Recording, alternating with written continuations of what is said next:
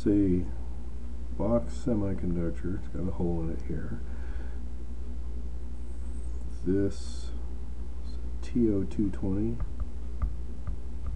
package.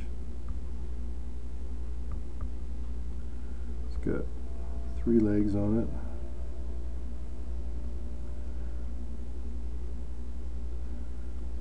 It's probably got the number 7805 on it.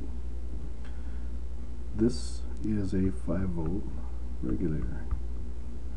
We've got an input, a ground, and an out. Well, the way this is hooked up is the input,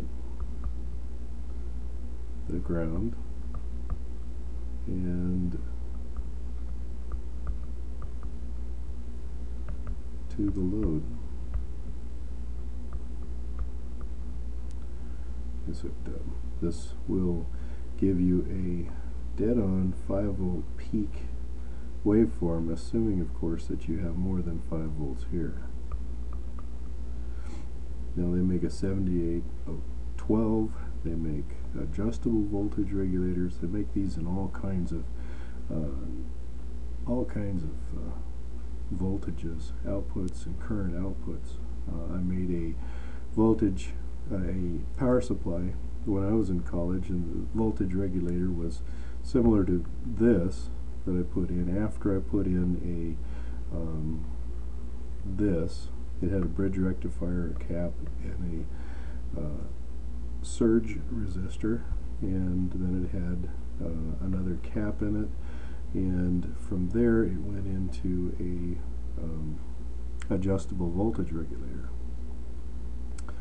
The adjustable voltage regulator was run on a pot potentiometer, and the output was variable up to 1 amp, and it was rock solid at 1 amp.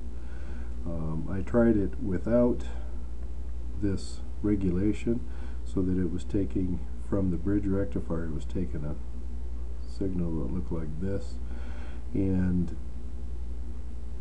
it made this popping sound. It still worked, and it regulated just fine, but it made this popping sound that I just didn't really care for. So on the output of this, you have a bridge rectifier, your output surge resistor, some capacitance, how much filter do you want. I used an inductor in mine, cap like this, and then for this rectifier symbol here,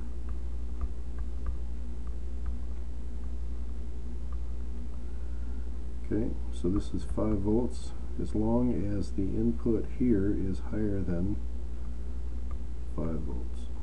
And I think the input has to be up another at least 0.7 volts, has to be 7 or 8 volt input to get this 5 volt rock solid 5 volt DC unchanging out.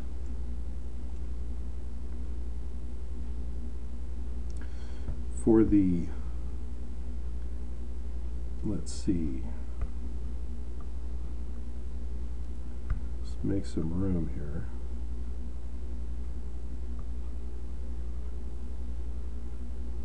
Let's get rid of that.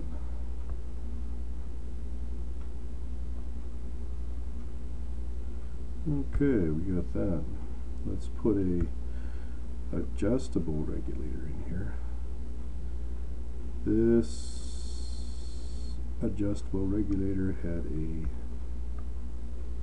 said put a potentiometer in it like this, and whatever number this was, 7832 or something like that, and you adjust this potentiometer up and down, and the voltage here would go up and down. And the one I had was it said a 24 volt transformer, but it actually peaked around 35-36 volts. And so I had a 36 volt from here to here, and what I did was run it into this regulator and use this to adjust it. So I had a 0 to 34 volt DC at 1 amp, and it would do 34 volts at 1 amp with no problem.